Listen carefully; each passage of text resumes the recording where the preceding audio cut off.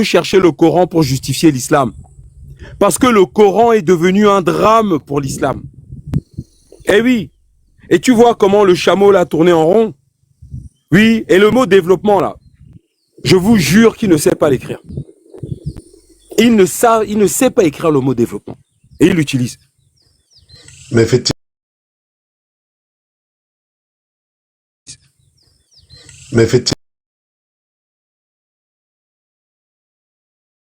aujourd'hui que il a ses parents expliqué ici que la plupart d'entre eux savent réciter le Coran en arabe, mais ne comprennent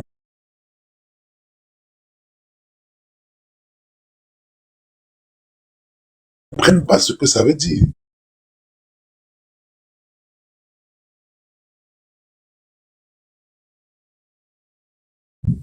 Mais j'ai eu le même... a été venu nous dire ici. On n'a pas de douche, un seau d'eau, un seau propre, avec de l'eau propre. Tu rentres dans les toilettes, tu fais les petites ablutions d'abord, c'est-à-dire se laver les mains, la bouche, le nez, les yeux, le visage, les cheveux, c'est un peu dans le désordre, hein, le pied, etc. Après ça,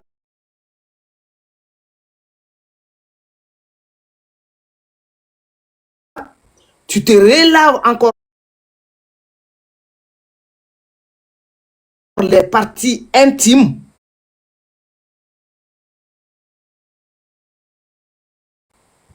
D'une certaine façon bien spécifique. Et après, tu te laves tout le corps encore. Donc, il faut faire ça. Attends. Donc, en gros, il faut aller prendre une douche, quoi. Il ne peut pas une douche simple, hein, parce qu'une douche simple, tu rentres, le tour est joué. Mais il faut le faire d'une mais en même temps, ma soeur, sincèrement, je vais te dire un truc. Moi, je suis choqué. En même temps, ça revient à aller se laver, c'est tout.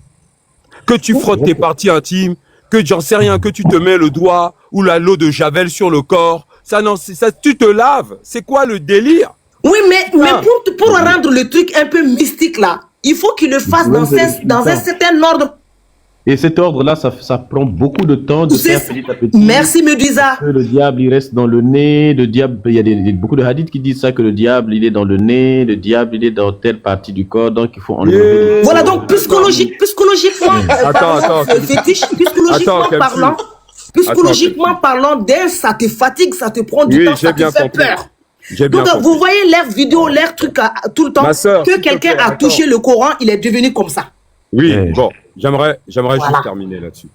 En fait, si je comprends bien, on fabrique des imbéciles. Merci. Parce que, après tout, Médusa, je suis désolé, mon frère. On te dit qu'en fait, quand tu prends ta douche, c'est comme quand tu vas chier, quoi. Dans l'islam, on a dit que tu dois d'abord rentrer aux chiottes par le pied droit. Ensuite, tu dois sortir des chiottes par le pied gauche ou une histoire ou l'inverse, je sais plus. Ensuite, quand tu dois te torcher les fesses, ce n'est jamais avec la main gauche parce que Allah te voit. Donc, tu dois te torcher les fesses avec la main droite. Ensuite, quand tu sors des chiottes, tu dois faire une prière parce que le shaitan doit rester enfermé dans les toilettes. Si tu ne fais pas la prière en sortant des chiottes, le shaitan risque de lancer un sort sur tes cheveux.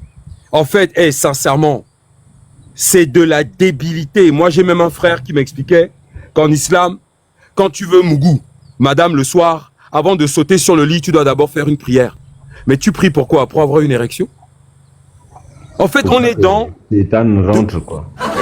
On est dans... Je suis désolé. Hein? Et là encore, c'est même pas les trucs les plus débiles. Mohamed, il dit dans un hadith authentique de Sahih al-Bukhari que le diable a l'habitude de tirer les poils de l'anus des mécréants. Ah bon? Oui, non, évidemment. Non, là, ça va trop loin. T'es sérieux là? Il a dit. C'est-à-dire qu'il a dit, le hadith, le jour où on présentait ça, j'avais fait un live où je montrais les hadiths les plus débiles, les gens n'en revenaient pas pour voir. C'est la vérité. Il dit que le shaitan avait l'habitude, c'est-à-dire que les djinns, pardon, l'habitude de tirer les poils, n'est-ce pas, de l'anus des mécréants. Et il dit que, en fait, Satan, il vit à la mosquée. Et donc, à chaque fois qu'on fait un appel à la prière, eh bien, il court vite en pétant, en lâchant des paix derrière. Quand on prie à la mosquée, le diable. Vraiment, cette religion, que le shaitan se trouve dans le nez, il se trouve dans les oreilles, dans l'anus, dans plein d'endroits. Donc ça veut dire que quand tu te live, en fait, tu es en train de courir après le shaitan qui est dans ton corps. Donc tu te dépêches de frotter tes fesses parce que ensuite tu sais qu'il va aller sur ta joue droite. Donc après tu frottes vite la joue droite parce que tu sais que derrière il va rentrer dans ton nez. Ensuite tu frottes vite le nez parce que tu sais qu'il va aller sur tes cheveux. C'est ça l'idée. C'est ça. C'est-à-dire que les musulmans... Je sais pas si vous avez remarqué du commentaire de l'aigle. Je ne sais pas si ça vous a fait tilter. Il a dit, avant on était des barbares. Et vous savez que les musulmans, ils aiment bien dire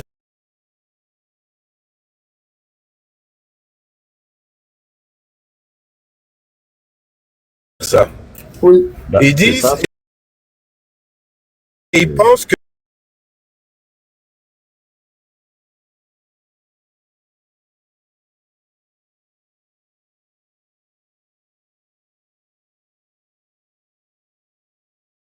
concept, donc Jahiliya,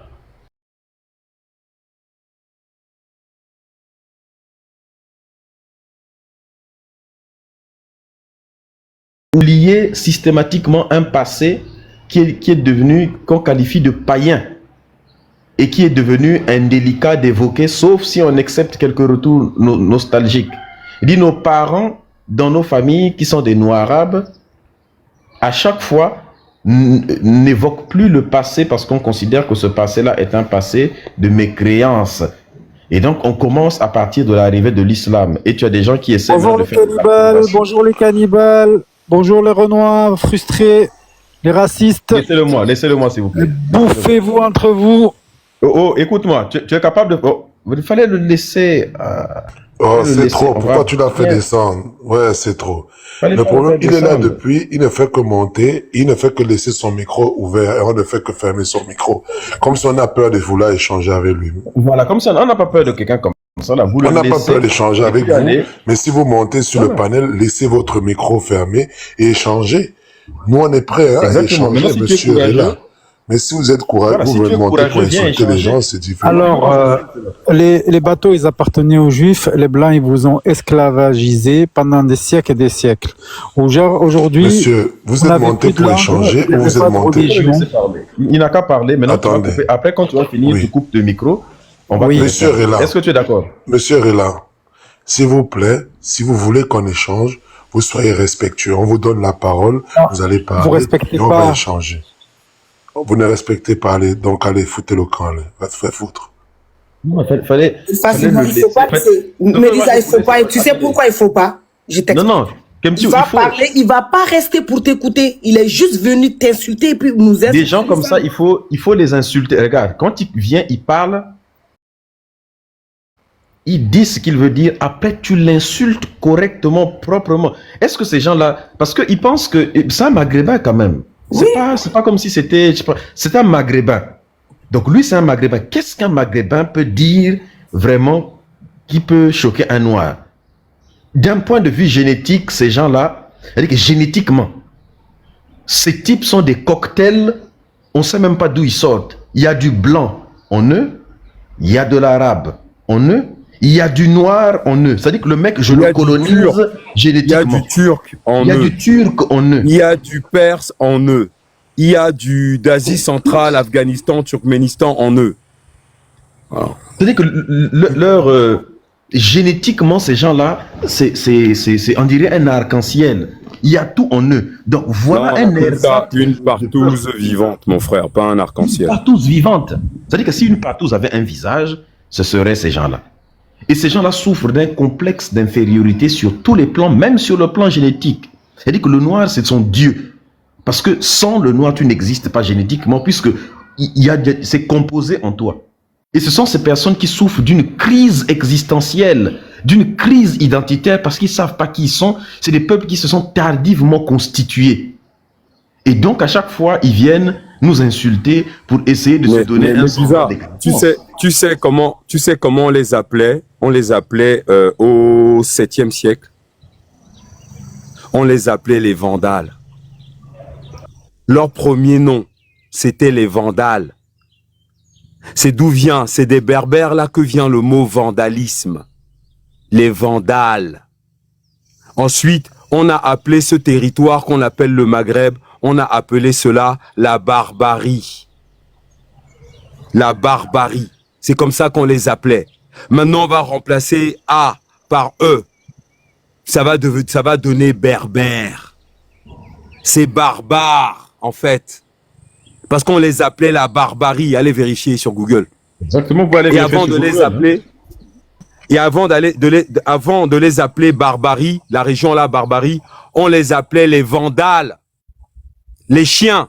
Ceux qui foutent la merde. Excuse-moi, c'est comme les sangliers. C'est comme les sangliers qui arrivent dans ton champ. Ils te foutent un bordel pas possible. Et ben, c'est comme ça qu'on appelait ces peuples-là. Et s'il y a des gens qui sont issus de ces peuples-là, au lieu de vous indigner et de commencer à insulter, vous feriez mieux de quitter le live et d'aller vérifier. D'accord. L'éducation qu'on vient de vous donner. Vandale, on vous appelait les barbares, les Vandales. Vandale, c'est un peuple germanique, Fétiche. Non, monsieur, c'est pas un peuple germanique. Si. Ce sont les populations. C'est ainsi qu'on appelait les populations. On a vérifié cela chez les fétiches de guerre. C'est ce terme qui a été utilisé contre vous. D'ailleurs, c'est ce qu'a dit Médusa.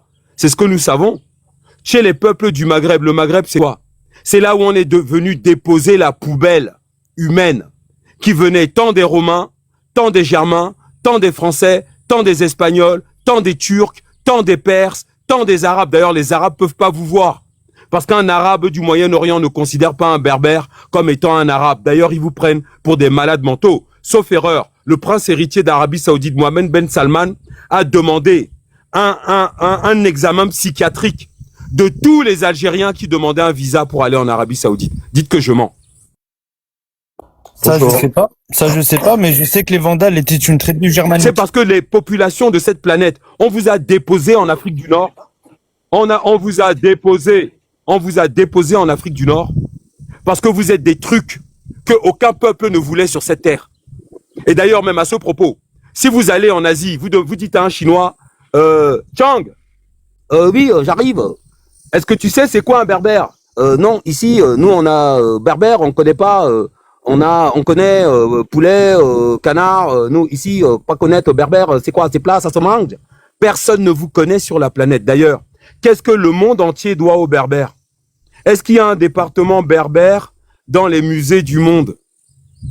C'est quoi la culture berbère? Il n'y en a pas. Alors, maintenant, le truc, c'est quoi? Ah oui, c'est vrai, j'ai oublié. Il y a Cheb Caleb qui avait chanté la chanson Didi, Didi moi, Didi, ouais, Didi, ouais, Didi, Didi, ouais, Didi. Voilà, c'est tout. Ouais, voilà, ok, Fétiche. Voilà, excuse-moi, Fétiche. Avec Aïcha, écoute-moi. Donc, ça veut dire quoi? Oui, et en plus, figure-toi que c'est un juif, Goldman, qui avait composé la chanson en question dont les Maghrébins sont tellement fiers de Aïcha. Ah merde! C'est écrit par un juif en plus. C'est même pas un Maghrébin qui a écrit Aïcha. Oui, c'est Jean-Jacques Goldman qui est juif, qui avait écrit ça. Je pense que Cheb Khaled, c'est une référence. Ah, c'est pas possible. Donc, ça veut dire quoi? Fétiche, tu es aveuglé par ta propre haine. Et tu m'as insulté. Ça veut dire quoi? Ça veut dire que, en fait, quand vous regardez bien ce qui se passe dans le monde, sincèrement, la Tunisie a apporté quoi à l'humanité de remarquable? L'Algérie a apporté quoi à l'humanité de remarquable? Qu'est-ce que le monde entier est fier de dire ça vient d'Algérie? Est-ce que vous connaissez un inventeur de ce pays-là même? Mais attends, on n'a rien. C'est-à-dire même le couscous, il y a un concours africain du meilleur couscous du monde. C'est les Sénégalais qui gagnent. C'est les Sénégalais qui gagnent. Le meilleur couscous, c'est même pas les Maghrébins. C'est-à-dire, moi, je vous dis, hein, c'est sans aucune colère, donnez-moi aujourd'hui ce qui pourrait faire la fierté des Maghrébins.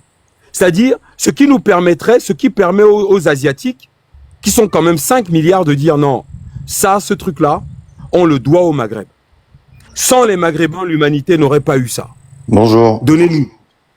Il n'y a rien. Bonjour, Yorick. Yorick semble être... Tu es maghrébin, Yorick?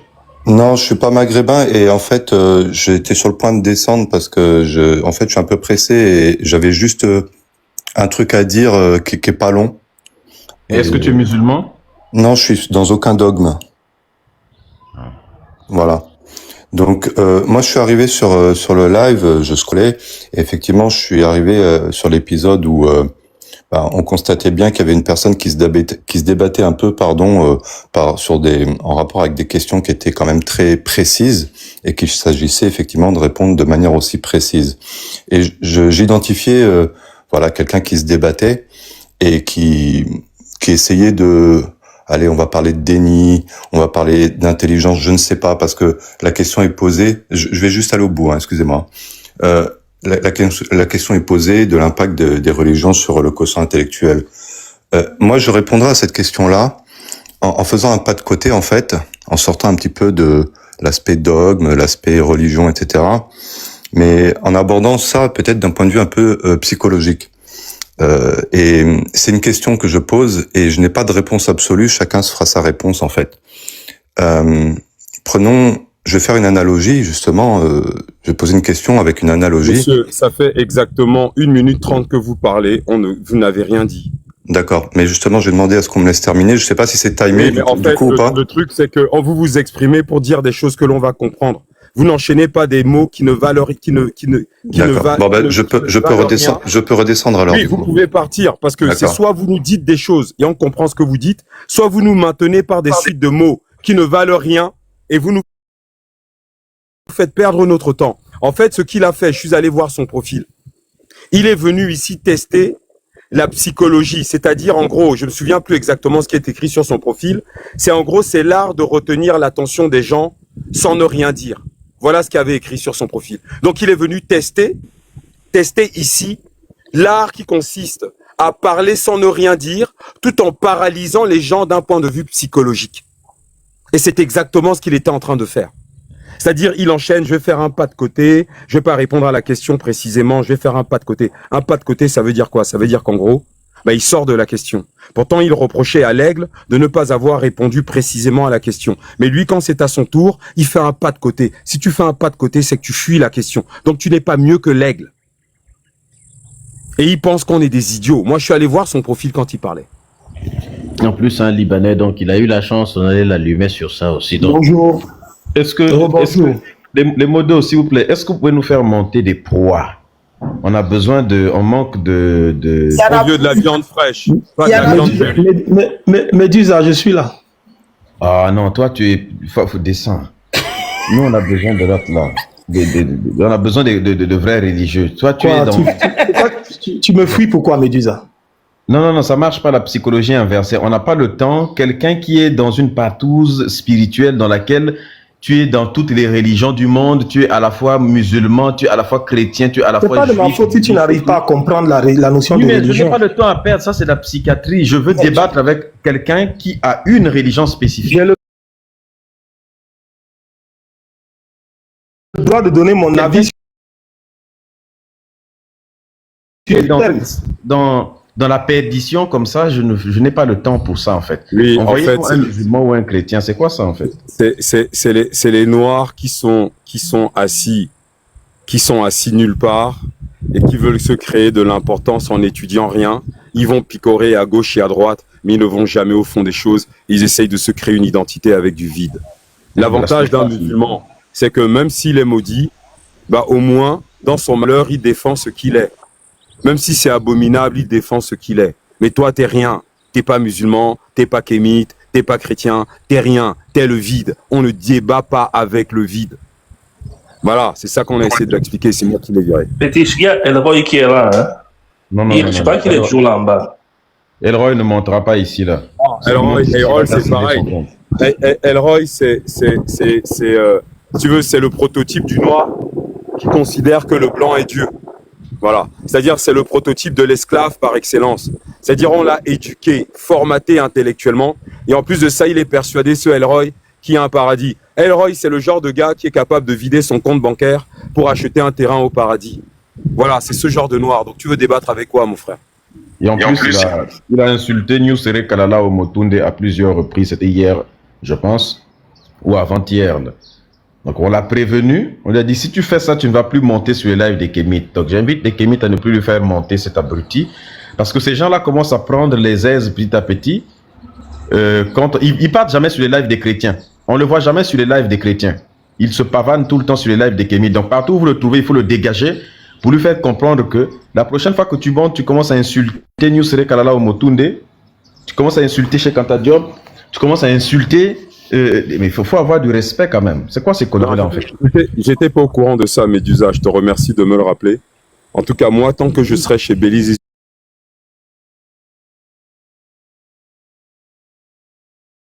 in fact, il ne sera plus jamais sur le panel. Et naturellement, chez les fétiches de guerre, il est monté une fois ou deux.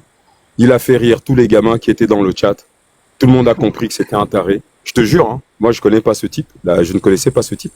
Et en fait, il a fait rire tous les gamins. Mais comme nous, on fait des lives où on lit de la documentation et on analyse les textes, en fait, on a eu l'impression qu'il y a une mouche qui était tombée dans notre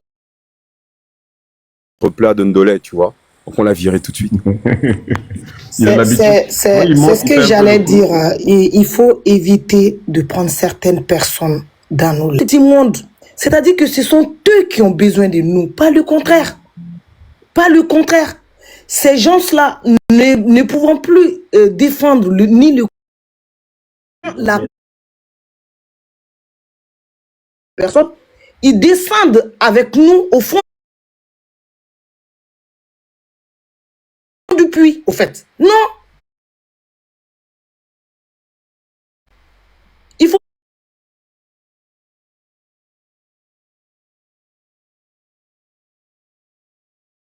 plus débattre avec eux. Vous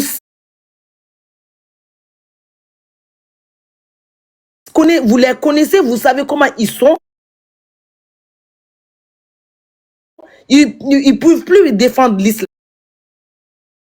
Ni par les hadiths, ni par le Coran. Donc, avant de partir, Medusa et aux 900 personnes qui suivent ce live, on va vous expliquer comment nos ancêtres enseignaient aux Africains à ne pas avoir peur de la mort. C'est un texte qui est vieux de plus de 7000 ans, avant le pédophile sur la croix. Alors, Monsieur Medusa, est-ce que je le lis ce texte? Bon, Monsieur Belize in fact le connaît déjà. Alors, oui, je le connais également, mais c'est toujours intéressant toujours de le relire, vu qu'il y a 900 personnes. Oui, alors ça c'est pour tous les 15-25 ans qui suivent ce live. Nos ancêtres vont vous enseigner là, à travers ma lecture, ce que c'est que la mort et pourquoi il ne faut pas en avoir peur. Les religions aujourd'hui, leur marché c'est un chantage sur la mort. Alors voilà ce que disaient nos ancêtres. Aucune pensée, dit Djéhouti, à son disciple, ne saurait concevoir Dieu, ni aucune langue le définir. Ce qui est incorporel, invisible, sans forme, ne peut être saisi par nos sens. Ce qui est éternel ne peut être mesuré par la courte règle du temps. Dieu est donc ineffable. Ineffable, ça veut dire qu'il n'y a aucune langue en langage humain qui permettrait de décrire l'être suprême. Je reprends la lecture. Il est la vérité absolue, le pouvoir absolu, et l'immuable absolu ne peut être compris sur la terre. L'immuable, c'est celui qui ne parle jamais. Voilà, ne peut être compris sur la terre. Dieu peut, il est vrai, communiquer à quelques élus la faculté de s'élever au-dessus des choses naturelles pour percevoir quelques rayonnements de sa perfection suprême. Mais ces élus ne trouvent point de paroles pour traduire en langue vulgaire l'immatérielle vision qui les a fait tressaillir. Ça veut dire quoi? Ça veut dire que si l'immuable absolu, l'être suprême, dans ton sommeil, décide de te montrer les choses incroyables de sa puissance, quand tu vas te réveiller, tu ne trouveras aucun mot en langue humaine pour expliquer ce qu'il t'a montré dans ton sommeil. C'est ça qui est dit. Donc je relis. Donc, Dieu peut, il est vrai, communiquer à quelques élus la faculté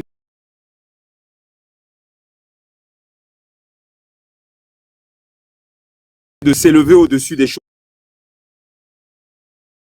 naturelles pour percevoir quelques rayonnements de sa perfection suprême, mais ces élus, ces hommes sélectionnés ne trouveront point de parole pour traduire en langue vulgaire l'immatérielle vision qui les a fait tressaillir.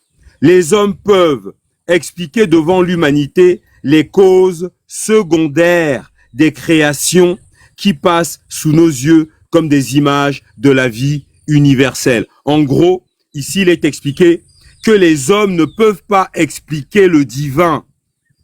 Les hommes peuvent uniquement expliquer les causes secondaires. Les causes secondaires, c'est la science. C'est la science que font les kémites depuis la nuit des temps. C'est ça, les causes secondaires des créations qui passent sous nos yeux comme des images de la vie universelle. Oui, la science permet d'expliquer la création. C'est ce que font les kémites. Mais la cause première, donc c'est-à-dire l'être suprême, demeure voilée. Et nous ne parviendrons à la comprendre, cette cause première, qu'en traversant la mort. Cette mort est pour beaucoup d'hommes un épouvantable fantôme. Et cependant, ce n'est pas autre chose que notre délivrance des liens de la matière. Le corps n'est qu'un vêtement d'infériorité qui nous empêche de monter dans les mondes du progrès. Donc ça veut dire quoi? Ça veut dire que quand on monte dans les mondes du progrès, notre corps fait de chair et de sang reste ici sur la terre. Donc ça veut dire que quand les musulmans vous parlent d'un paradis où les femmes ont une peau couleur de lait ou je ne sais quoi, ce sont des délires. Donc je continue. Le corps n'est qu'un vêtement d'infériorité qui nous empêche de monter dans les mondes du progrès. C'est une chrysalide qui s'ouvre quand nous sommes mûrs à une vie plus large et plus haute. En gros ici, la chrysalide, c'est le phénomène de la chenille qui devient papillon. Tant que nous sommes sur cette terre, nous sommes des chenilles. Et avec notre mort, nous devenons des papillons. Nous avons une vision du monde, de la connaissance plus large et plus haute. Vous comprenez qu'un papillon a, du fait d'être un papillon, une vision du monde qui est bien différente de celle qu'elle avait quand elle était une chenille. Eh oui, donc, le corps n'est qu'un vêtement d'infériorité qui nous empêche de monter dans les mondes du progrès. C'est une chrysalide qui s'ouvre quand nous sommes mûrs à une vie plus large et plus haute. Voyez la fleur qui charme nos yeux en nous enivrant de ses parfums. Elle est née d'une graine tombée dans la terre.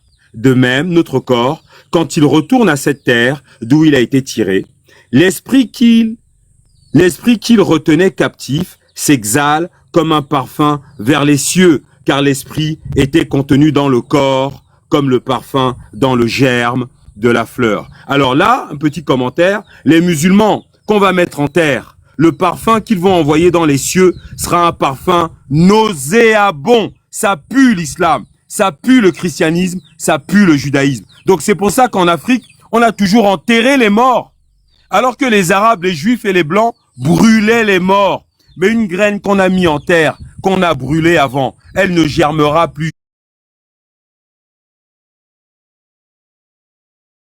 jamais. Donc, faut encourager les Blancs à brûler, à faire de la crémation.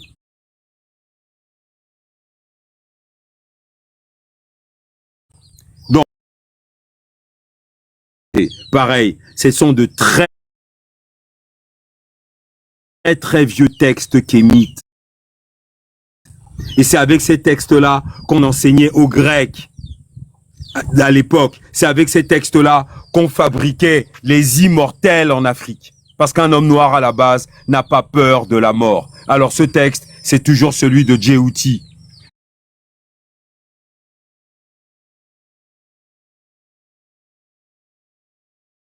Djéhouti définit ce que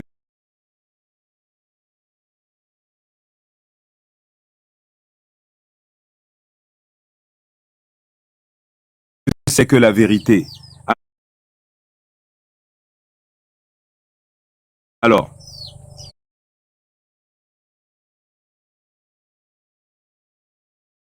Donc, je vais vous lire le texte. La vérité, c'est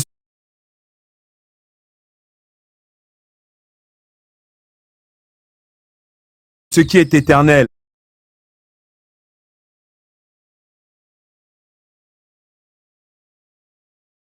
Et immuable.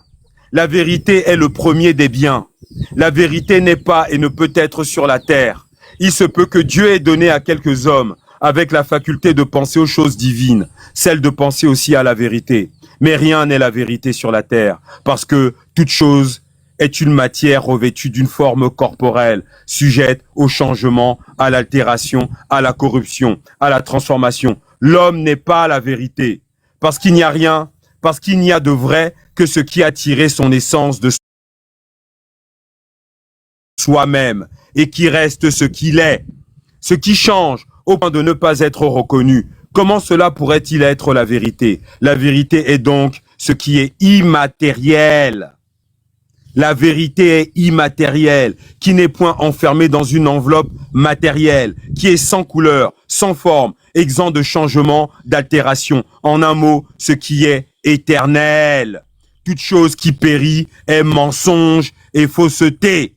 La terre n'est que corruption et génération. Et toute génération procède d'une corruption. Les choses matérielles ne sont que des apparences et des imitations de la vérité. Ce que la reproduction est à la réalité. Aussi, les choses de la terre ne sont pas la vérité. Fin de citation. Est-ce que vous comprenez la profondeur philosophique de nos ancêtres? Trouvez-moi une sourate dans le Coran qui, en termes d'intelligence, est à la hauteur de ce que je viens de vous lire. Et vous avez vu, dans ces textes, il n'y a aucune menace, aucune demande de soumission.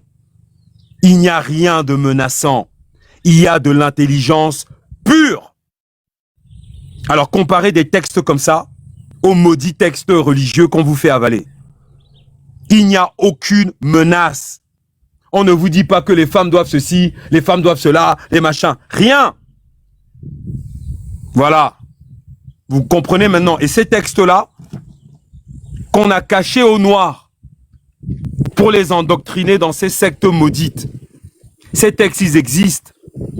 Et vous avez aussi, si vous me permettez de conclure avec le tout dernier, qu'on a déjà lu hier, mais je vais en profiter. Comme il y a 915 personnes sur le live, pour lire le dernier texte. Le dernier texte, c'est celui avec lequel on fabrique des hommes en Afrique. C'est celui avec lequel on instruisait les Grecs, Pythagore, Thalès, Platon. Tous ces hommes-là ont dû mettre le genou, les deux genoux au sol, le crâne rasé, devant leur maître qui était Agan Mélanès, excessivement noir, et réciter le texte que je vais vous lire par cœur, tous les matins, pour être admis dans les temples dans lesquels on allait leur enseigner les sciences. Alors voilà le premier texte, on appelle ça le ver doré de Ptahhotep. Donc le texte est en 3 parties, il y a la préparation. Déjà pour que vous compreniez, en Afrique, quand on dit les dieux, c'est qu'on parle des ancêtres. Quand on dit Dieu, c'est qu'on parle de l'être suprême. Les dieux au pluriel, c'est les ancêtres. Alors on y va. La préparation. Rends aux dieux immortels le culte consacré. Le culte consacré, c'est le culte des ancêtres. Garde ensuite ta foi, révère leur mémoire. Des héros bienfaiteurs, des esprits demi-dieux. Ici, on vous décrit qui sont vos ancêtres. Deuxième partie du texte, la purification. Sois bon fils, frère juste, époux tendre et bon père. Choisis pour ton ami l'ami de la vertu. Cède à ses doux conseils, instruis-toi par sa vie, et pour un tort léger, ne le quitte jamais. Choisis pour ton ami l'ami de la vertu. Ne choisis pas le Coran ou la Bible pour te guider durant toute ta vie. Choisis comme ami, comme allié dans ton existence, la vertu. C'est incroyable. On continue. Et pour un tort léger, ne le quitte jamais. Si tu le peux du moins, car une loi sévère attache la puissance à la nécessité. Il t'est donné pourtant de combattre et de vaincre tes folles passions. Apprends à les dompter. Sois sobre, actif et chaste. Évite la colère. En public, en secret, ne te permet jamais rien de mal. Écoutez bien cette phrase. En public et même en secret, ne te permet jamais rien de mal. Et surtout, respecte-toi toi-même. ne parle et n'agit point sans avoir réfléchi. Sois juste. Souviens-toi qu'un pouvoir invincible ordonne de mourir. Waouh! Que les biens, les honneurs facilement acquis sont faciles à perdre. Et quant aux maux qu'entraîne avec soi le destin, juge-les ce qu'ils sont. Supporte-les et tâche autant que tu pourras d'en adoucir les traits. Les mots, c'est MAUX. Quant aux problèmes que le destin va t'apporter dans ta vie, juge-les ce qu'ils sont. Supporte-les et tâche autant que tu pourras d'en adoucir les traits. Tâche autant que tu pourras de calmer la douleur. Adoucir les traits, c'est calmer la douleur. Les dieux, donc les ancêtres, au plus cruels, n'ont pas livré les sages. Comme la vérité, l'erreur a ses amants. Le philosophe approuve ou blâme avec prudence. Et si l'erreur triomphe, il s'éloigne, il attend. Le philosophe, c'est toi. Tu dois approuver ou blâmer avec prudence. Mais si jamais l'erreur a triomphé vis-à-vis de toi, tu dois t'éloigner et attendre. Écoute et grave bien en ton cœur mes paroles. Ferme l'œil et l'oreille à la prévention. Crains l'exemple d'autrui. Pense d'après toi-même. Crains l'exemple des musulmans, des juifs, des arabes, des machins, des chrétiens, tout ça. Pense d'après toi-même. Ne pense pas d'après le Coran, d'après la Bible, d'après je ne sais. Pense d'après toi-même. Fais-toi confiance. Consulte, délibère et choisis librement. Laisse les fous agir, et sans but et sans cause. Tu dois dans le présent consulter l'avenir. Ça veut dire qu'au village, va voir les gangas. Consulte l'avenir, demande-leur quel chemin tu dois prendre. Va voir tes ancêtres au village, va voir les vieux au village. Consulte l'avenir, c'est ce qui est marqué. On dit, tu dois dans le présent consulter l'avenir. Ce que tu ne sais pas, ne prétends point le faire. Instruis-toi, c'est dans le texte, je vous jure. Instruis-toi. Tout s'accorde à la constance, au temps. Veille sur ta santé. Dispense avec mesure au corps les aliments, à l'esprit le repos. Trop ou trop peu de soins sont à fuir, car l'envie à l'un et l'autre excès s'attache également. Le luxe et l'avarice ont des suites semblables. Il faut choisir en tout un milieu juste et bon. Il faut choisir en tout un milieu juste et bon. Dernier texte, la perfection. J'espère que quand vous écoutez la lecture de ce texte, vous êtes debout et que vous avez brandi le salut militaire. C'est le texte des Kemitsa. Dernière partie, la perfection. Que jamais le soleil ne ferme ta paupière. Sans t'être demandé, qu'ai-je omis? Qu'est-ce que j'ai oublié? Qu'ai-je fait? Si c'est mal, abstiens-toi. Si c'est bien, persévère. C'est-à-dire qu'avant la fin de chaque journée, tu dois juger ton action de la journée. Si c'est bien, abstiens-toi de le reproduire. Si c'est mal, abstiens-toi de le reproduire. Si c'est bien, persévère, reproduis-le. Médite mes conseils, aime-les, suis-les tous. Aux divines vertus, ils sauront te conduire. J'en jure par celui qui grava dans nos cœurs la tétrade sacrée, immense et pur symbole, source de la nature et modèle des dieux, mais qu'avant tout ton âme, à son devoir fidèle, invoque avec ferveur ses ancêtres, dont les secours peuvent seuls achever tes œuvres commencées. Instruit par eux alors, rien ne t'abusera. Des êtres différents, tu sonderas l'essence. Tu connaîtras de tout le principe et la fin. Tu sauras si le ciel le veut. Que la nature, semblable en toutes choses, est la même en tout lieu, en sorte qu'éclairé sur tes droits véritables, ton cœur de vain désir ne se répétera plus. Tu verras que les maux qui dévorent les hommes sont les fruits de leur choix, et que ces malheureux cherchent loin d'eux les biens dont ils portent la source. Peu savent être heureux, jouets des passions, tour à tour ballottés par des vagues contraires, sur une mer sans rive. Ils roulent aveuglés, sans pouvoir résister ni céder à l'orage. Dieu, vous les sauveriez en désillant leurs yeux. L'auteur demande à Dieu de sauver les hommes en ouvrant leurs yeux. Mais Dieu lui répond, mais non, c'est aux humains, dont l'essence est divine, à discerner l'erreur, à voir la vérité. La nature les sert. La nature nous sert à discerner l'erreur et à voir la vérité. Je répète, mais non, c'est aux humains, dont l'essence est divine, à discerner l'erreur, à voir la vérité. La nature les sert d'exemple. Toi qui as pénétré la nature, homme sage, homme heureux, respire dans le port, mais observe mes lois, en t'abstenant des choses que ton âme doit craindre, en les distinguant bien, en laissant sur ton corps régner l'intelligence. Waouh, j'adore cette phrase. Laissez sur votre corps régner l'intelligence, pas la croyance.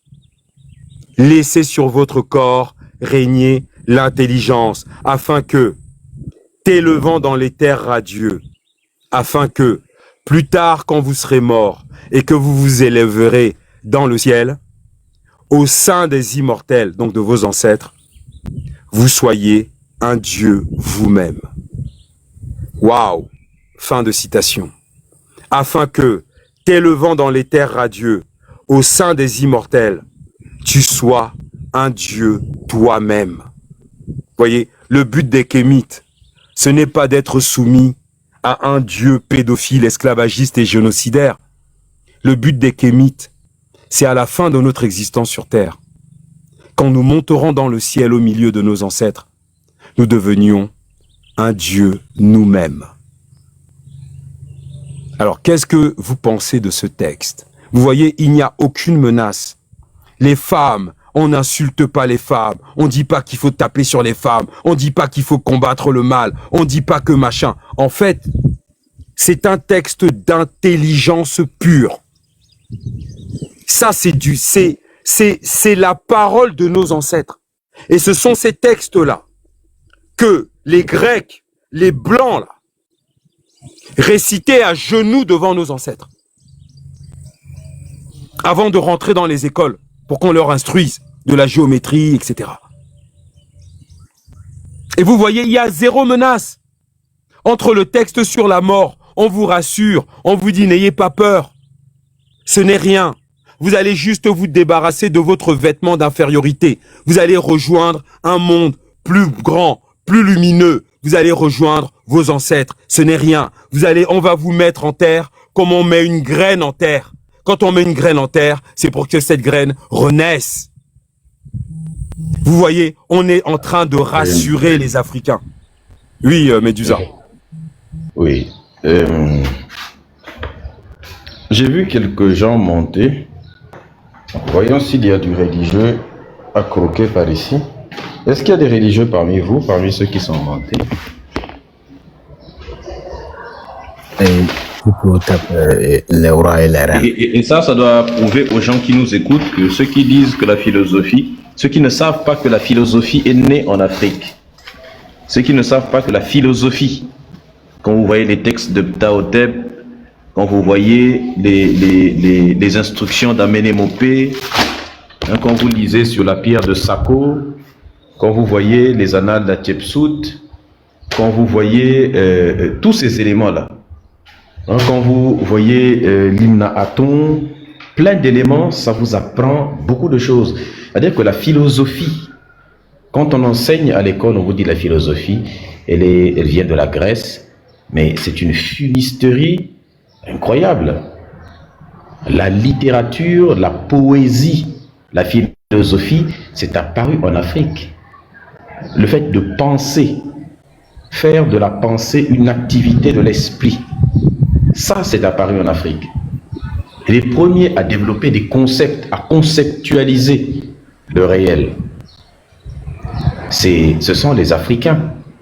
Mais Médusa, si tu me permets de leur dire que pour tous ceux qui veulent le livre, vous rejoignez le groupe Telegram Les Fétiches de Guerre et vous demandez l'ouvrage. On a publié le lien du groupe Telegram. Vous demandez l'ouvrage, on va vous l'adresser en PDF. Voilà, vous avez le lien qui se termine par DHK. Et on vous envoie l'ouvrage. Il y a ce livre, il y en a d'autres. Vous avez énormément de textes comme ça, où on n'est pas dans du dogme. On ne vous menace pas. On ne vous vend pas je ne sais quel truc. On ne vous dit pas que vous allez brûler en enfer si vous n'obéissez pas à des Arabes, si vous n'obéissez pas à des Blancs. On vous demande de laisser sur votre corps régner l'intelligence, pas la croyance. Médusa, s'il te plaît, insiste pour qu'ils comprennent ça. Effectivement. Effectivement. De toute façon, les gens ils vont voir par eux-mêmes la différence quand les aliénés montent. Du coup, est-ce que les modos, vous nous avez fait venir quelques religieux? Bon, je crois que les religieux auront un peu peur de monter. Est-ce qu'il y a des religieux sur le panel? Bah ouais. Est-ce qu'on pourrait avoir de la viande fraîche là? Bélezézine fact, on a faim, c'est comment? Comment on est reçu comme ça dans cette maison? C'est quoi? Vraiment, hein? On veut à manger, s'il vous plaît. Le titre de l'ouvrage, c'est Isis dévoilé ou l'égyptologie sacrée. Isis dévoilé ou l'égyptologie sacrée. L'auteur s'appelle Ernest Bosque. C'est un livre qui a été écrit, qu'on a lu chez les fétiches de guerre, qui a été écrit de mémoire au début du XXe siècle. Isis dévoilé ou l'égyptologie sacrée. C'est un livre qui est phénoménal. Et nous, les fétiches de guerre, tout comme Médusa qui est là, nous regorgeons de ce genre d'ouvrage phénoménal. C'est-à-dire, on vous lit des textes que jamais de la vie. Les Arabes n'ont pas le niveau intellectuel, n'ont pas le rapport à la création qui leur permettrait de produire ce genre de texte. D'ailleurs, Cheikh Anta Diop écrit dans son ouvrage Alerte sous les tropiques que l'islam, le christianisme et le judaïsme, ce sont des faux contacts avec la nature. Des faux contacts. Voilà comment Cheikh Anta Diop appelle ces dogmes maudits là. Les faux contacts avec la nature. Et vous voyez le texte qu'on vient de lire, je vous en ai lu 3. Je vous en ai lu un sur la mort. D'une pureté incroyable. Je vous en ai lu un sur la vérité. D'une intelligence insoupçonnable. Et je vous ai lu le 3e, qui est vraiment le livre, le texte qu'il faut avoir sur son chevet. Qu'il faut absolument lire tous les soirs avant de se coucher. Et vous voyez, les femmes ne sont pas ostracisées. D'accord? On ne vous parle pas de mariage et de divorce avec des filles qui n'ont pas encore de règles. On ne vous parle pas de culottes. On ne vous parle pas de sexe. On ne vous parle pas de menaces. On ne vous oblige pas à prier je ne sais quoi. On vous demande de vous faire confiance. Crains l'exemple d'autrui. Pense d'après toi-même. C'est très fort cette phrase. Si vous aviez suivi ce conseil, crains l'exemple d'autrui. Pense d'après toi-même. Vous ne seriez pas musulman. Vous ne seriez pas chrétien. Vous ne seriez pas juif. Vous seriez africain. Vous penseriez d'après vous-même. Et donc ça veut dire que, à partir du moment où on fait ça en Afrique, eh ben je vous garantis que d'ici 5 ans là, notre continent est totalement renouvelé.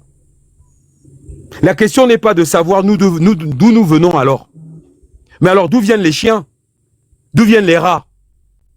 Tu sauras d'où nous venons le jour, c'est après ta mort que tu comprendras. Le voile va se lever sur un très grand mystère de la création. Aujourd'hui, au stade d'asticot, de chenille, c'est quand nous aurons fait notre chrysalide, c'est après notre mort, quand nous aurons basculé de l'autre côté, que l'on comprendra les mystères de la création. Mais tant qu'on est fait de chair et de sang sur cette terre, il y a des questions auxquelles nous ne répondrons jamais. Pour autant, comme il est dit par nos ancêtres, si nous étudions correctement la nature, bien qu'en étant des êtres humains, nous sommes capables de percer les mystères de la création. Je vous rappelle ici que, pour conclure, comment on appelle ça? La cartographie de l'espace, la détermination des constellations, la distance qu'il y a entre notre système solaire et la constellation de la Grande Ourse a été mesurée par nos ancêtres, ceux qui ont écrit ces textes-là, sans avoir à polluer la planète, sans avoir à créer des espèces de lentilles gigantesques sur les sommets des montagnes. Ils ont réussi à déterminer. Quand on dit la voie lactée, lactée c'est le lait. Lacta, c'est le lait. C'est le lait de la vache. La fameuse vache dans la cosmologie égyptienne qu'on appelle Nout. C'est pour ça que les vaches en Égypte étaient sacrées. Et c'est pour ça que la sacralité des vaches, vous retrouvez cela en Inde. Parce que les Noirs en Inde ont été influencés par la dimension scientifique et philosophique de l'Afrique. C'est pour ça que la vache est un animal sacré dans beaucoup de cultures.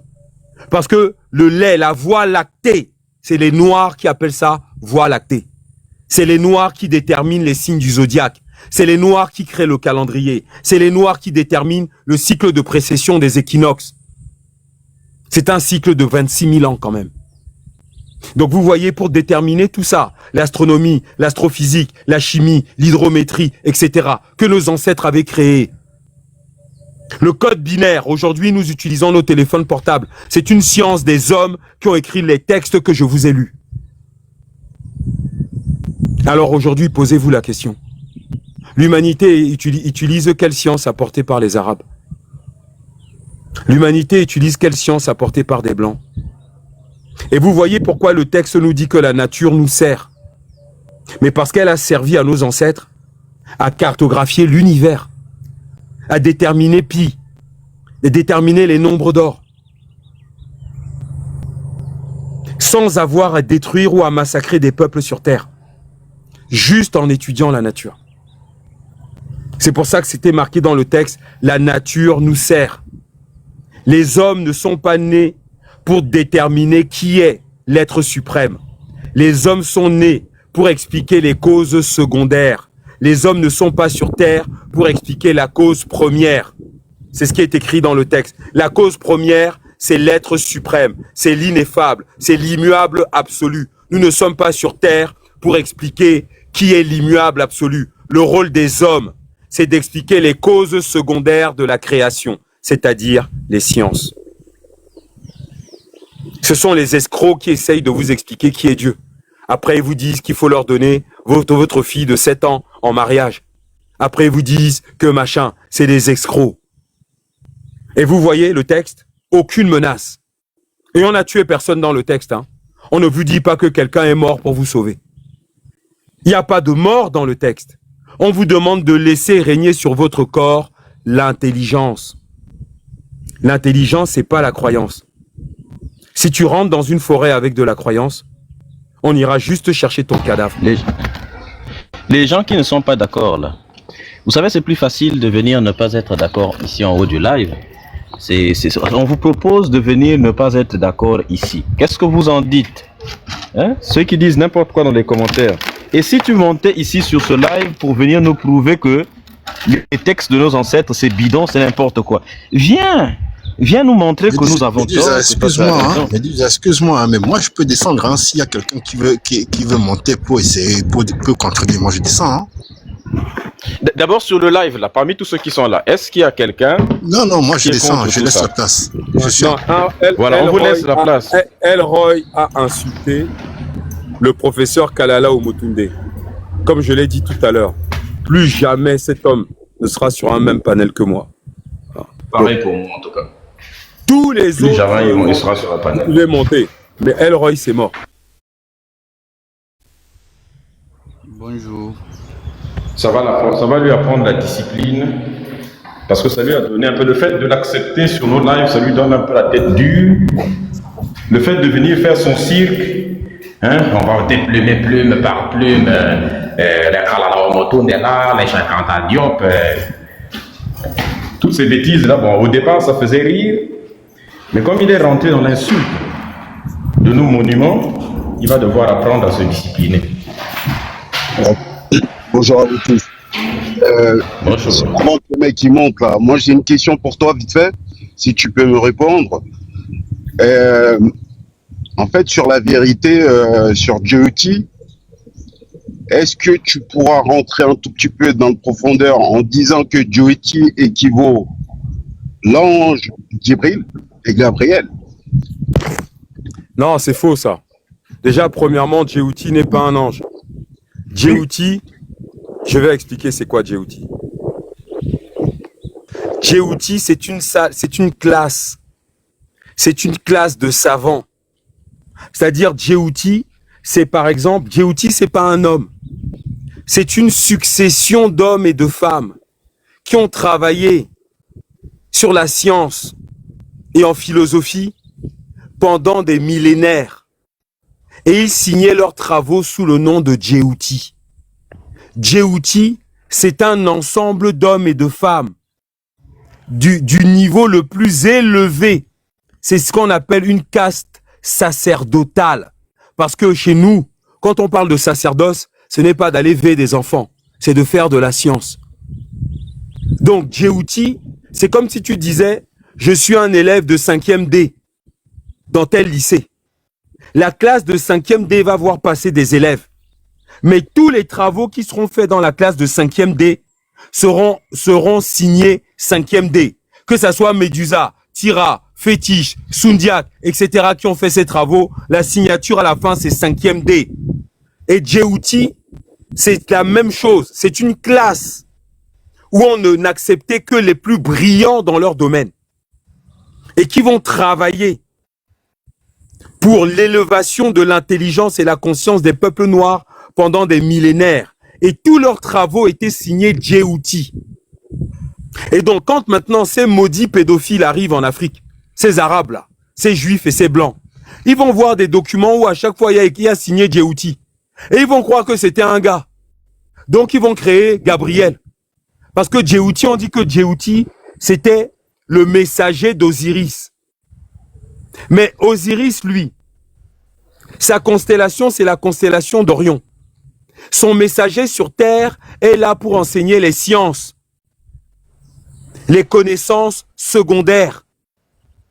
Et donc, on va créer des universités, des écoles polytechniques, et il y en a une où il y a une classe de chercheurs qu'on va appeler Djéhouti. Mais il y a d'autres classes. Il y a une classe qu'on appelle Séchat, qui est représentée par une femme. Elle, c'est Séchat. Donc, les hommes et les femmes qui faisaient les travaux dans cette classe Séchat, eux, rendaient des travaux signés Séchat. Donc, il y avait beaucoup de classes, en fait, mais qui portaient des noms. Et donc, quand vous avez ces abominables pédophiles arrivés du Moyen-Orient ou je ne sais où, grecs, romains, arabes, tout ça, quand ils vont arriver en Afrique, ils vont voir la signature Séchat, Djéhouti. Ils vont penser que c'était des hommes. Donc derrière maintenant, quand ils vont inventer leurs mensonges bibliques ou coraniques, d'accord, ils vont dire que l'ange Gabriel, parce qu'ils ont vu marquer Djéhouti. Maintenant, les autres chameaux là, les musulmans vont venir, ils vont copier Djibril, qui est le messager de je ne sais qui d'Allah. L'ange Gabriel est le messager de Jésus. Comme Djéhouti était le messager d'Osiris. Mais Djéhouti était le messager pour enseigner les sciences. Donc ça veut dire que par exemple nous, Médusa, moi, Belize is in fact, je sais pas moi, la sœur Minga et beaucoup de frères qui travaillent à l'émancipation et à la grandeur du peuple noir, on peut considérer que nous allons signer nos travaux, on va signer nos travaux Médusa. Ça veut dire que dans 2000 ans, ils verront marquer Médusa. Mais les Noirs sauront que Médusa, en fait, c'était un ensemble de personnes. Il y avait le pharaon, il y avait Fétiche, il y avait la sœur Minga, il y avait Belize is in fact, il y avait Bibib de guerre, il y avait tout un tas de gens qui ont travaillé. Donc ça veut dire qu'en Afrique, il n'y a pas de culte de la personne. Regardez les Blancs. Dès qu'ils font un petit travail scientifique de bas étage, là, ils signent leur nom, ils veulent le prix Nobel, ils veulent qu'on les remercie, ils veulent qu'on machin. Mais en Afrique, ça ne se passait pas comme ça. C'était collectif. Et la raison, c'est que c'est d'ailleurs la raison pour laquelle les gens, on retrouve sur des papyrus tels que celui de Rhind, celui de Herbert, et même la plupart des papyrus, que ce soit ceux de Médecine, ainsi de suite, on ne retrouve pas de signature particulière. Parce que les gens considéraient à l'époque, nos ancêtres considéraient que ces connaissances, ce n'est pas eux. C'est-à-dire que ça appartient, c'est un patrimoine de l'humanité. Donc ils se disaient, on ne va pas s'attribuer quelque chose que nous avons découvert seulement, mais ce n'est pas nous qui avons inventé, qui avons installé ces procédés dans le cosmos, dans la nature. Et donc, on ne peut pas s'attribuer cela en mettant un nom. Vous avez découvert un théorème, mais je n'ai fait que découvrir. Ce n'est pas moi qui l'ai installé. Et donc, je ne vais pas... Et en plus, quand je le découvre, ce n'est pas à moi, ma propriété. C'est pour toute l'humanité, vu que ces principes, ces lois fonctionnent partout où il y a l'espace, là où il y a l'univers, là où il y a le cosmos. Ces règles sont applicables.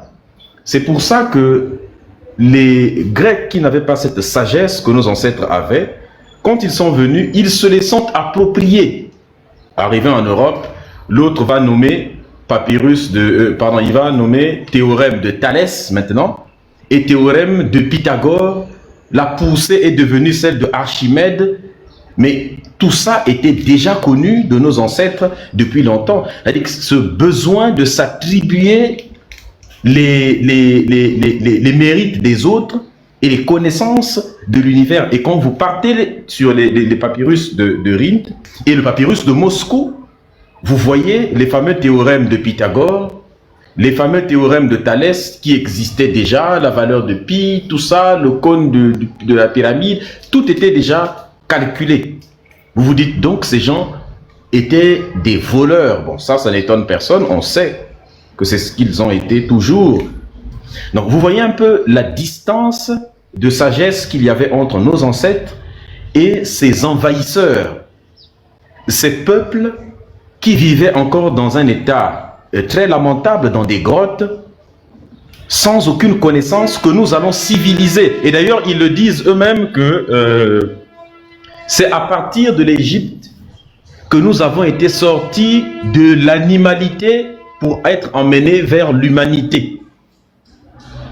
Hein, c'est à partir de là qu'ils vont être sortis de l'animalité. Et les Grecs ne tarissent pas d'éloges pour nos ancêtres qu'ils disaient que c'était les êtres les plus appréciés des dieux. Ceux qui avaient les valeurs morales les plus élevées de l'époque. Et vous abandonnez ces valeurs morales de nos ancêtres pour aller épouser des valeurs morales des peuples qui souffraient dans le désert, parce qu'il faut savoir comment on les appelait. On les appelait les vagabonds du désert. C'est comme ça que nos ancêtres appelaient tous les gens là. Et même les gens qui s'écartaient un peu, qui étaient des voyous, des voleurs, on les désignait vagabonds du désert. C'est comme ça qu'on appelait tous ceux qui venaient du Moyen-Orient, on les appelait les vagabonds du désert. J'ai oublié le thème précisément en Médoune et Tiers, mais quand on le traduit, ça donne vagabonds du désert. Voilà comment on les appelait. Et des peuples qui vivent dans des déserts de ce genre, extrêmement arides, ça finit par façonner l'esprit. C'est-à-dire que vous développez un comportement qui vous pousse vers la dépossession de l'autre. Déposséder ce que l'autre possède. Parce que les ressources sont extrêmement limitées quand vous vivez dans des déserts de sable, mais aussi dans des déserts de glace. Les ressources étant limitées, ça te pousse à des comportements très immoraux, parce que tu dois survivre. Et donc ces gens-là pratiquaient le cannibalisme, du vol, ce genre de choses. Et ne pouvant pas bâtir des civilisations, ils allaient déposséder les civilisations des autres. Voilà pourquoi ils attaquaient sans relâche nos ancêtres. Parce que eux, il en allait de leur vie. Et ils attaquaient avec une barbarie incroyable. Alors que nous, on était là, tranquilles, avec nos éléments. Eux venaient attaquer continuellement. Et pour pouvoir réussir leurs attaques, ils s'y sont pris plusieurs fois, après plusieurs siècles d'agression. Est-ce que vous voyez un peu? Donc, il ne faut pas nous comparer avec ces gens-là. Et les abrutis d'aliénés essayent de repartir dans l'histoire pour aller fonctionner 2-3 éléments pour venir dire voici ce que faisaient vos ancêtres. Oui? Badman, est-ce que tu es religieux? Oui, si. Tu es religieux? 100%, musulman, 100%. Tu vois, non? Ah, bienvenue en enfer. On va te laisser la parole. Médusa, avant de lui laisser la parole, en fait... Non, Tira, s'il te plaît, si tu... Attends d'abord, s'il te plaît. Laissons-le d'abord, priorité d'abord au direct. Laissons d'abord donnez la priorité d'abord aux religieux. vu que le sujet les concerne d'abord. Ça fait longtemps qu'on n'a pas échangé avec J'aimerais bien savoir. Il n'a qu'à s'exprimer sur le sujet Ce qu'il d'abord. va dire par rapport à ça. Justement. Badman, est-ce que tu peux t'exprimer sur le sujet qui est écrit là? Voilà. Moi, j'ai beaucoup entendu ce que vous venez d'expliquer là. Vous comprenez, non? Moi, je suis un musulman 100%. Vous voyez? Mais moi, c'est pas pour discuter beaucoup, pour dire, même pour parler entre nous ici. Tu vois, non, moi, c'est la réalité, quoi. Celui qui a dit que sa religion est comme ci, comme ça. Et on est dans un live comme ça, où tout le monde peut activer les caméras. Si tu es sûr de ton religion que tu fais là, tu comprends, non? Moi, je fais sortir le Coran, quoi. Et toi, si c'est le Bible que tu suis là, tu fais sortir le Bible, quoi. Tu vois, non? Et on va voir, c'est quelle religion qui est dans la vie qui existe jusqu'à présent, quoi. Est-ce que vous comprenez? Tu es musulman. Est-ce que tu es pour le fait de marier les enfants? Tu dis? Est-ce que tu es pour le fait... Qu'est-ce que tu penses du mariage des enfants? Mariage des enfants, comment? Épouser un enfant, c'est bien ou c'est mauvais? Épouser un enfant, comment? Se marier avec un enfant, c'est bien ou c'est mauvais? Badman, attends 2 secondes. C'est bien. Non, tu viens de monter, tu fermes ton micro. Est-ce que c'est bien ou c'est mauvais? Sinon, tu vas redescendre tout de suite. Justement. Tu vas fermer ton micro. C'est la dernière fois que je te demande de fermer ton micro. Tu viens de monter, tu coupes ton micro ou bien tu redescends immédiatement. Bon, faites-le descendre, s'il vous plaît. On s'en fout que tu sois modérateur ou pas. Tu coupes ton micro, tu n'es même pas modérateur. Tu vas fermer ton micro, sinon tu redescends immédiatement. Ici, c'est pas vos lives débiles où vous faites des bêtises là. Quitte là-bas. Bonjour Badman. Badman, vas-y, tu es pour ou contre le mariage des enfants? Vos comportements, il faut aller faire ça sur les lives des noirs arabes. Là-bas, c'est pas ici que tu vas venir te comporter comme ça. Badman. Je me poser là. C'est quoi? C'est très facile à te répondre, quoi. Tu vois, non, mais on n'est pas dans cette situation-là. Là, tu es chrétien ou bien tu es musulman, toi aussi. Je vais te demander juste un petit détail, quoi. Réponds d'abord à la question qu'on t'a posée. Le mariage avec les enfants, tu es pour ou tu es contre le fait de... Moi, je suis contre le fait d'épouser les enfants. Génox, ton micro, s'il te plaît.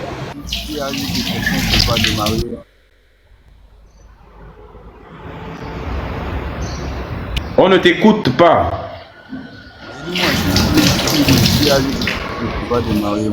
C'est moi ou bien on n'entend pas bien? Enlève tes écouteurs si tu en as. Non, il n'y a aucune écouteur quand même. Ben, rapproche-toi du téléphone alors. Du coup, tu es pour ou tu es contre le fait de marier les enfants? Je n'épouse pas les enfants, moi. Donc tu es contre ça, n'est-ce pas? Ouais.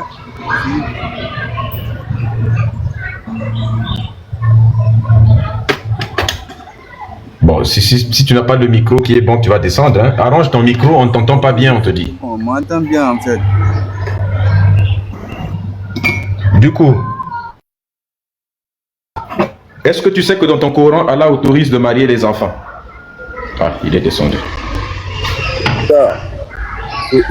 Mais les modérateurs, vous ne faites que monter vous ne faites que faire monter les kémites là. Faites-nous monter du religieux. Il y a trop de kémites sur le panel. On a besoin de viande.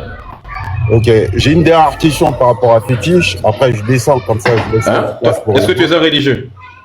Non, mais du ça, c'est Tira. Ok. Voilà, je vais poser juste une dernière question. Je descends après. Je laisse la place pour eux. Fétiche, quand tu parlais des cycles de 26 000, c'est vrai que j'ai fait une petite lecture sur ce sens-là. Tu parlais des vaches, en fait, la voie lactée. Est-ce que tu mettras aussi les Peuls dans ces cases-là, comme les Indes?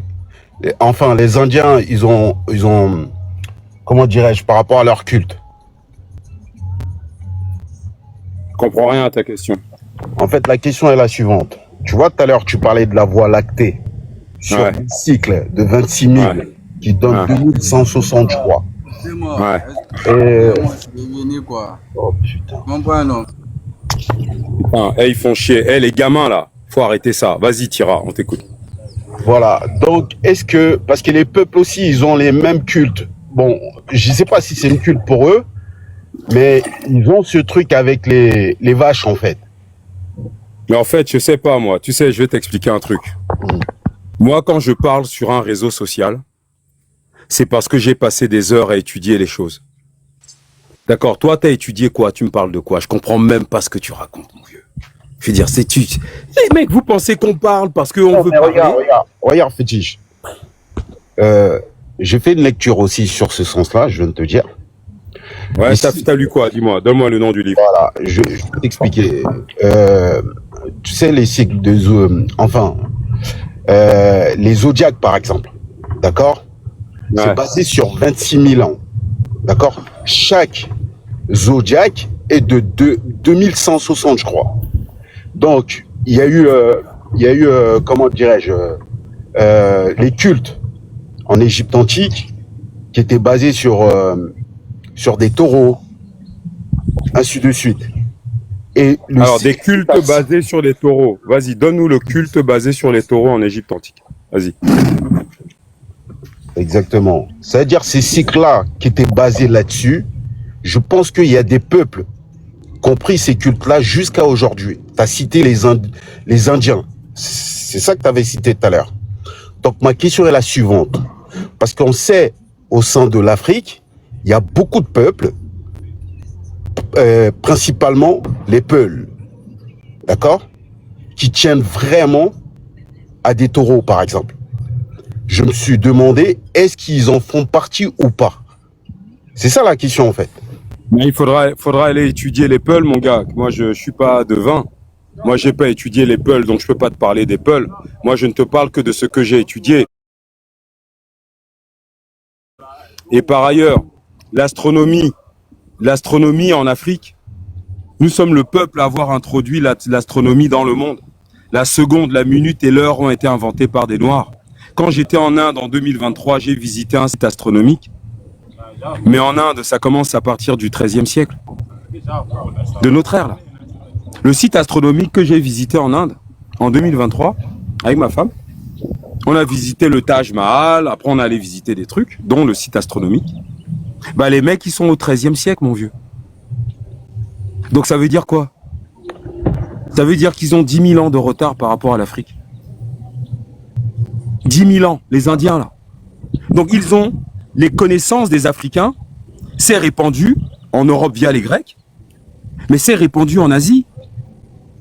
Et tout ce que les... D'ailleurs, quand tu prends Vishnu, Krishna, Shiva, c'est pareil, c'est 3 personnages, pourquoi ils en ont pas 5? D'ailleurs, comment on appelle Isis chez les hindous? On l'appelle Ziaos. C'est l'Isis hindou. J'ai fait une vidéo là-dessus, là, sur l'autre compte TikTok. En fait, je sais pas, moi, tu veux que je parle des Peuls? Est-ce que je t'ai dit à un moment donné ici que j'ai étudié l'histoire du peuple Peul? J'ai jamais dit ça. Mais pourquoi tu veux que je parle de gens que je n'ai pas étudiés? Mais en fait, Fétiche, je sais très bien que tu les as pas étudiés, mais tu es dans le continent. Tu sais très bien, il y a des peuples, en les voyant, ils ont un truc... Tu sais, je vais dire un truc, hein. Non, tu devrais poser ta question au chien. Parce que le chien, en voyant les Peuls, comme il est sur le continent, et que le chien voit des Peuls passer... Prends pas les choses comme ça. Mais non. Ah non, mais attendez les gars. Bon, mais pourquoi tu parles des chiens? Arrête un peu. Bah oui, tu dis qu'il suffit de voir. C'est une observation, même si tu n'as pas étudié. On sait très bien, il y a des peuples, d'accord, ils tiennent vraiment à des taureaux. Est-ce que ça vient pas de là? Parce qu'ils étaient des éleveurs. Qu'est-ce que tu nous emmerdes? Bah c'est les taureaux qui allaient niquer les vaches et ça leur donnait plus de trucs, donc ils tiennent aux taureaux, c'est normal. Qu'est-ce que je m'emmerde moi, putain? Bon, c'est les éleveurs, les Peuls. On retire la question. S'ils tiennent aux taureaux, c'est normal. Retire la question. Tout simplement, moi je sais très bien que, d'accord, dans l'observation, il n'y a pas besoin de prendre des ouvrages à chaque fois. D'accord, pour donner des points de vue. C'est la morale du feignant. C'est la morale du feignant. Non, il n'y a pas de fainéantisme. Il n'y a pas de fainéantisme. Il y a des ouvrages. Pas de raconter des conneries devant 1000. On a nos enfants qui nous écoutent. Toi, tu viens expliquer quoi à nos enfants? Qu'il n'y a pas besoin d'ouvrage. La morale du faible. La morale du feignant. Partager, je sais pas si pour chamailler, je sais pas moi. Attends, qui t'a invité, toi? Si t'es pas content, tu pars. Tu es chez toi ici ou c'est comment? Le mec vient dire devant 1000 personnes, on a des jeunes qui nous suivent, qui n'a pas besoin de lire, qui suffit d'observer. Mais tu penses qu'on va le laisser parler? Nous, on est là pour demander aux enfants d'aller dans les livres.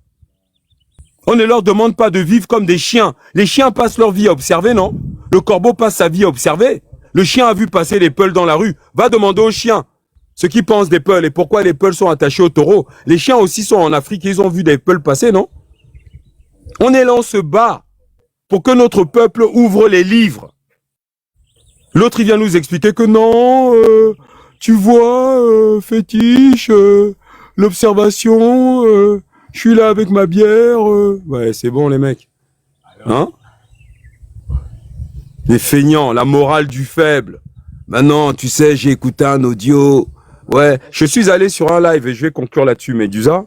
Je vais sur un live de Camerounais, mon frère. Écoute bien, Médusa. Les mecs ont mis le titre du live, c'est Le Prince de Machiavel. J'ai dit, oh, génial. Le Prince de Machiavel. Alors moi, je cours sur le live parce que j'ai lu le livre, il m'a traumatisé. L'autre du live commence à parler. Et à un moment donné, moi, je lui dis, quelle est l'anecdote dans Le Prince de Machiavel qui t'a vraiment choqué?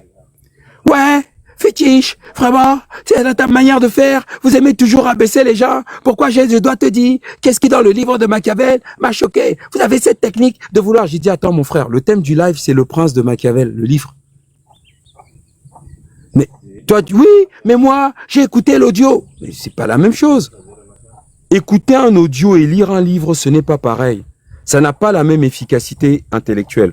Parce que quand tu lis un livre, tu as deux sens qui travaillent.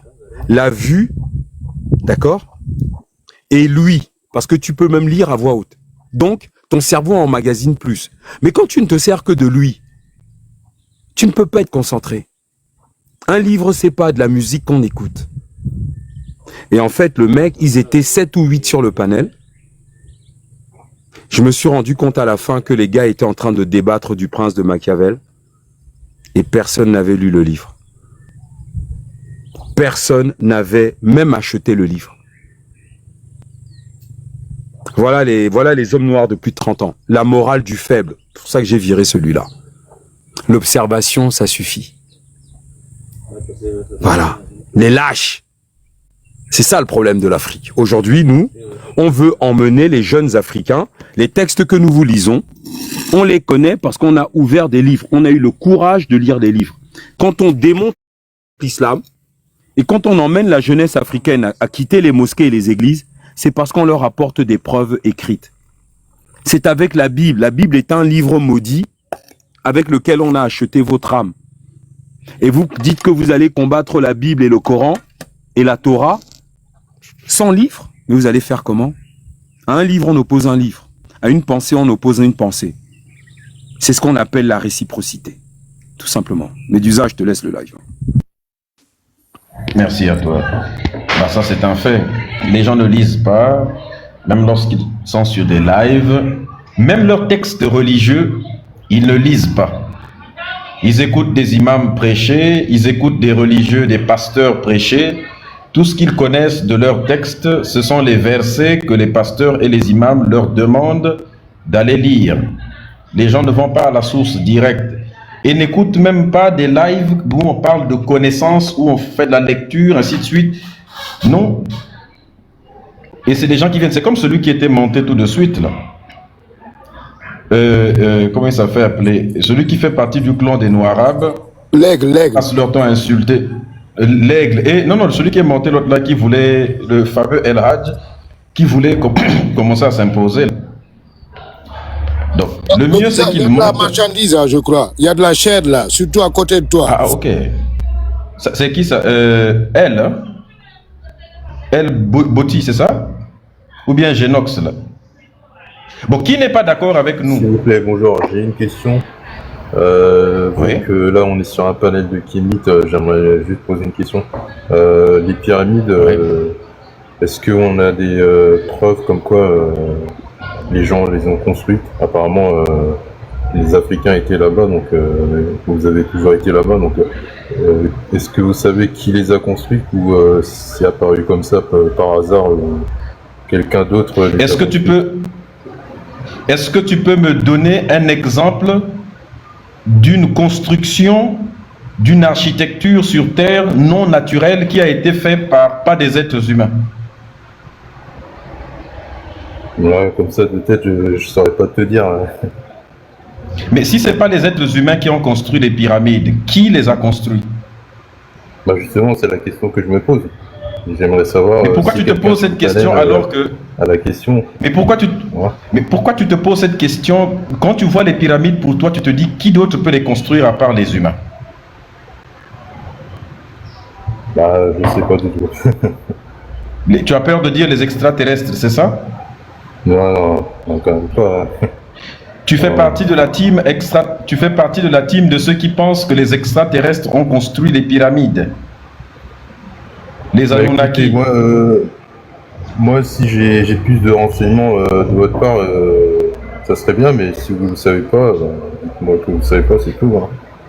Les pyramides ont été construites par des Noirs, par nos ancêtres noirs africains. Ce sont des tombes que tu vois là. Ce sont des sépultures de nos ancêtres.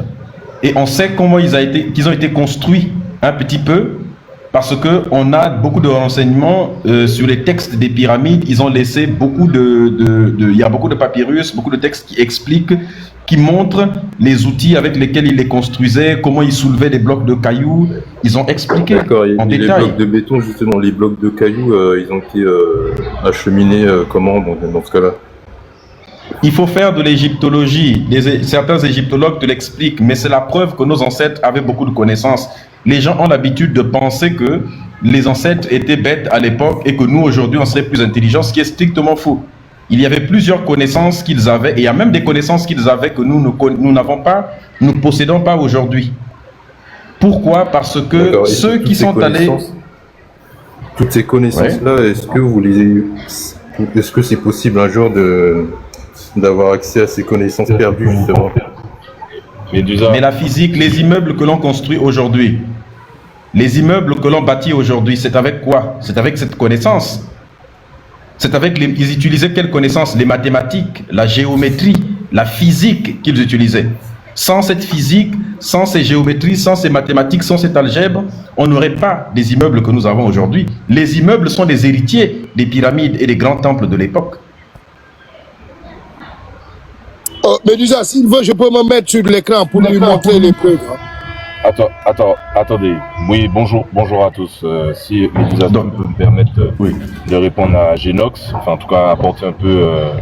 Alors, Génox, je dirais on va dire la théorie la plus probable qui concerne les constructions des pyramides, c'est que ce ne sont pas des pierres taillées, c'est de la pierre moulée. D'accord? C'est de la pierre moulée, c'est-à-dire que des blocs aussi monumentaux ne sont pas transportables. D'accord? Par contre... Mais ils avaient aussi des systèmes de poulies.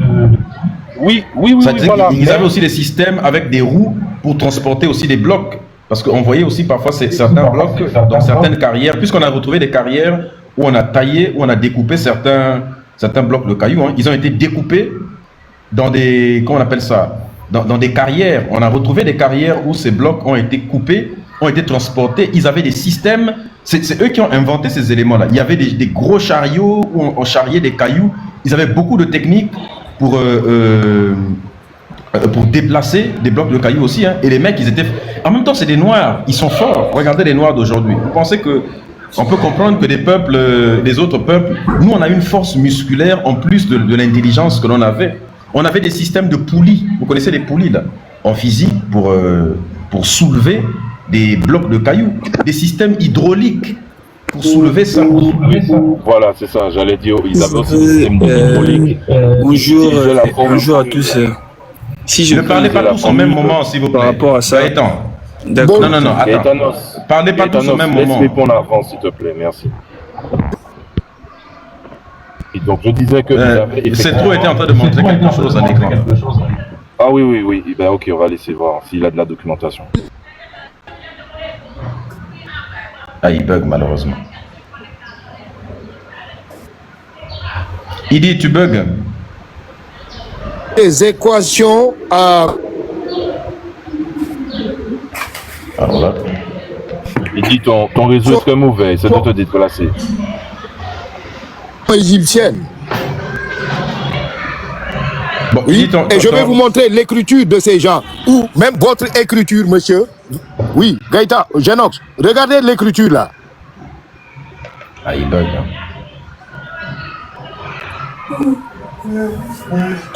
Monsieur, voilà l'écriture de ces gens-là, qui est rien d'autre, l'origine même de l'écriture d'aujourd'hui. Monsieur Genox, vous voyez ici l'écriture syriaque? Oui, je vois très bien. Allô, vous êtes là? Vous voyez votre alphabet là, qui vient en dernier, ABCD. On peut vous montrer encore d'autres preuves, regardez.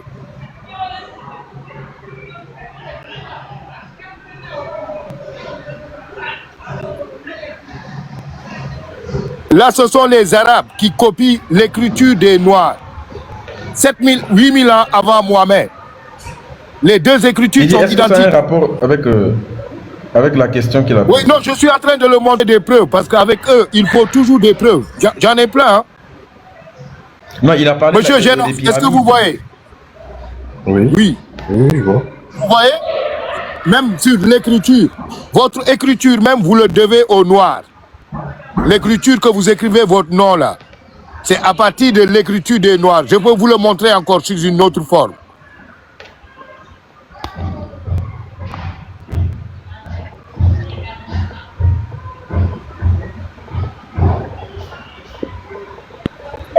Alors, donc, oui, vas-y. Donc, Genox, les pyramides, donc pour résumer, les pyramides ont été conçues en Afrique, bâties par des Africains, des Noirs. Et il n'y a pas que les pyramides, parce que les gens parlent uniquement des pyramides, mais il y a aussi des temples. Les temples avec des, comment on appelle, des poutres. C'est là-bas que les Européens ont appris à faire des poutres. N'est-ce pas, les colonnes. Vous voyez des temples d'une beauté incroyable. Avec des toits, avec des sections en étage même. Ça a été conçu en Afrique. Ça a été bâti en Afrique. Est-ce que tu vois? Par des Africains. Maintenant, cette théorie qui consiste à vouloir si dire je peux me mettre dans l'écran, je voulais lui expliquer. Monsieur, les hiéroglyphes que vous voyez là, ce sont des dessins qui ont été simplifiés en écriture. Attends, non, il ne parle pas des hiéroglyphes, on parle de la construction des pyramides, des systèmes de construction, pas de l'écriture des hiéroglyphes.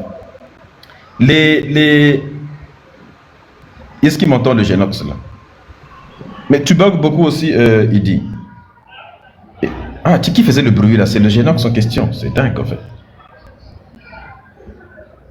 Cette théorie qui consiste à dire que ce sont des extraterrestres, elle a été formulée par des Blancs, toujours dans la suite de la négation des apports des Noirs. Ils préfèrent partir dans d'autres galaxies pour aller chercher les inventeurs des pyramides, les constructeurs des pyramides, que ce seraient des extraterrestres, plutôt que d'accepter que des Noirs avaient une connaissance ultra avancée, mieux que la leur. Et ils partent dire que c'est des Blancs, c'est des extraterrestres qui ont inventé. Mais ce sont des bêtises, ce genre de choses. C'est Imhotep, un véritable génie sur qui tout le monde a plagié. Imhotep. Médusa, bonjour. J'ai la réponse à apporter à ces sauvegardes. Ah oui, comment tu vas, sauvegarde? Je vais bien. Je vais juste conseiller. Je vais lui montrer. Je mets ça en vidéo.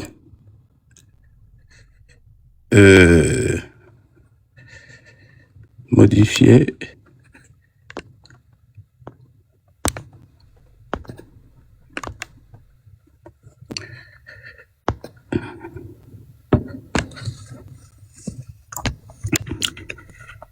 Voilà.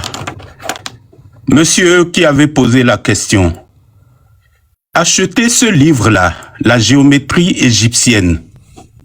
Contribution de l'Afrique antique à la mathématique mondiale. Bon, l'endroit où je suis, je suis pas à la maison, je pourrais pas l'ouvrir et vous le montrer. Mais ce livre va vous répondre si vous voulez lire vous avez toutes les réponses au niveau mathématique de ce qu'ils ont fait, comment ils l'ont fait, comment ils ont apporté la réponse aux préoccupations de leur temps à l'époque. Ça, c'est la première chose que je vais vous conseiller de lire. Si vous êtes fainéant, vous allez toujours continuer de poser la question à autrui.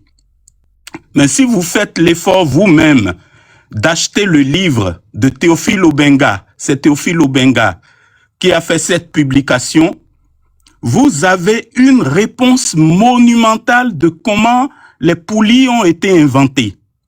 Les instruments dont ils se sont servis pour construire les pyramides, tout a été retrouvé. Tout est là dans les musées. Vous avez ça dans ce livre. Toutes les inventions qu'ils ont faites, le système hydraulique qu'ils ont utilisé, comment ils ont fait pour aligner plusieurs pyramides pour qu'ils correspondent à des préoccupations, à des planètes du cosmos. Est-ce que vous voyez? Donc, vous avez la réponse dans ce livre-là. Et je vais juste vous lire le quantième de couverture. C'est écrit cahier numéro 1 de l'Institut africain d'égyptologie, Cheikh Anta Diop. Ce cahier traite du savoir géométrique très ancien qui a existé et fleuri en Égypte au temps des pharaons. Je m'arrête d'abord là pour dire donc que toutes les inventions intellectuelles des Noirs, quand on a eu les Caucasiens qui sont venus, qu'est-ce qu'ils ont dit? Ils ont dit que c'est tombé du ciel c'est fait par des extraterrestres. Il n'y a pas d'extraterrestre qui a fait quoi que ce soit. Si on ne les avait pas éliminés et exterminés, ben, ils seront là. Et où est-ce qu'ils en seront après 4 millénaires? Je continue.